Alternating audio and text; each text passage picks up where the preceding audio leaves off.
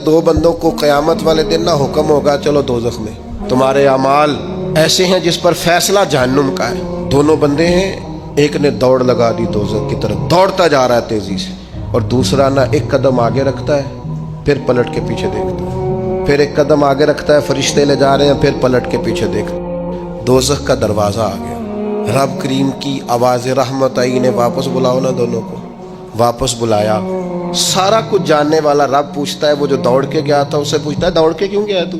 वो कहता है मालिक जिंदगी में तेरी मानी कोई नहीं, सोचा चलो आज ही मान लूँ। अल्लाह की रहमत को जोश आया, फरमाया इसे तो भेजो ना जन्नत में। चलो इस वक्त इस सही इताअत का जज्बा तो बेदार हुआ ना। दूसरे से पूछा भाई तू क्यों नहीं जा रहा था?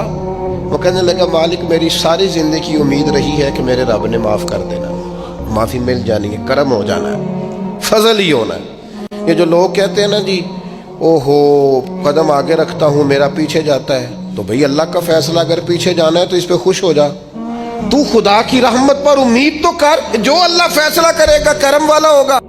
वो अर्ज करने लगा मालिक फरिश्ते मुझे ले जाते थे पर मेरे अंदर से आवाज आती थी रब करीम है, आवाज़ करम आ जाएगी।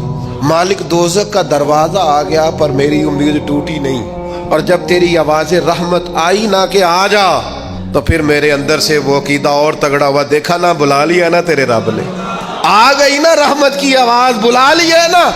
तो अल्लाह करीम ने फरमाया फरिश्तों इसके सारे गुनाहों पर कलम फेर दो, जो मेरी रहमत की इतनी उम्मीद रखे उसे दोज़ख में नहीं जन्नत में दाखिल किया जाता है। अल्लाह की रहमत की उम्मीद कभी नहीं छोड़नी, और ये उम्मीद आखिर तक नहीं टूटनी चाहिए। हर वक्त रहमत की उम्मीद रखें, हर वक्त करम की, ये ज़हन बनाए।